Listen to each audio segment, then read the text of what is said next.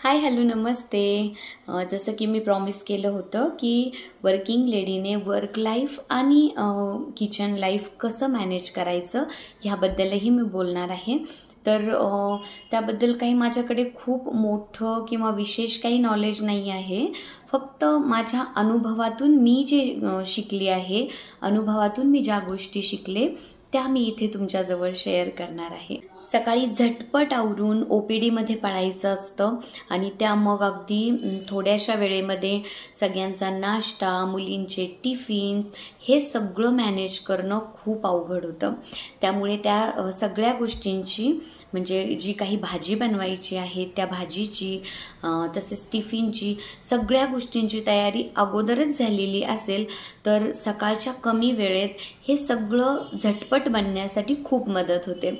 आणि प्रॉब्लेम असा आहे की गायनिकची प्रॅक्टिस असल्यामुळे म्हणजे मला अगदी प्रॅक्टिसच्या सुरुवातीपासूनच सवय लागली आहे की माझ्या हाताला कट व्हायला नको, माझ्या हाताला घरात चाकू सुरी काही लागायला नको, जखम व्हायला नको, लसूण सोलल्यानंतर जी नखांमध्ये जी जखम होते ती जखम व्हायला नको.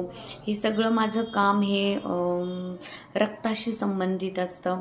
त्यामुळे मग मी स्वतःला अशी जपत गेले आणि मग ह्या बेसिक तयारी मी माझ्या मावशींकडून म्हणजे माझ्या ज्या हाऊस हेल्प आहेत त्यांच्याकडून करून घ्यायचं शिकले. आणि मग म्हणजे माझ्या कुकिंगचं जवळजवळ 70% श्रेय हे माझ्या मावशींचंच असतं आणि मी त्यांना ते क्रेडिट देते. फक्त 30% कुकिंग हे मी केलेलं असतं, त्याला चव देण्याचं काम मी करते. आणि मग अशा प्रकारे खूप कमी वेळ माझ्या हातात असतो कुकिंगसाठी आणि मग त्या कमी वेळेमध्ये सगळ्याच गोष्टी अगदी छोटं छोटं चॉपिंग कटिंग करून कुकिंग करणं खूप अवघड असतं. त्यामुळे मग मी बेसिक तयारी मावशींकडून करून घेते आणि मग त्या व्यवस्थित ते सगळं डब्यामध्ये ठेवतात भरून आणि मी ते फ्रीजमध्ये छान सेट करते. सर्वांनीच ज्या वेळेला आपण घरामध्ये फ्री असू तर त्यावेळेला पुढे आपल्याला जे करायचं आहे किंवा उद्या सकाळी जी भाजी करायची आहे, उद्या सकाळी ब्रेकफास्टसाठी जे बनवायचं आहे त्याची बेसिक तयारी अगोदरच केलेली असेल.